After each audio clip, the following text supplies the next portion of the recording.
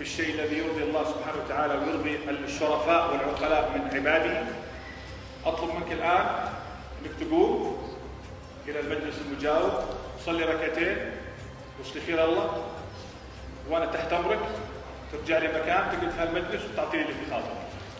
أتقدم بجزيل الشكر إلى المملكة العربية السعودية التي هي أرض العطاء، حكومة وشعبا. أتقدم بجزيل الشكر إلى مشايخ وأعيان شبه الجزيرة العربية.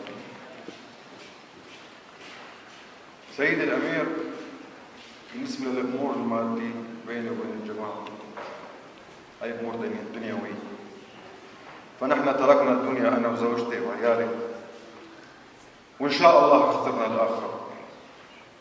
إني أشهد الله ثم أشهدكم بأنني عفوت لوجه الله تعالى.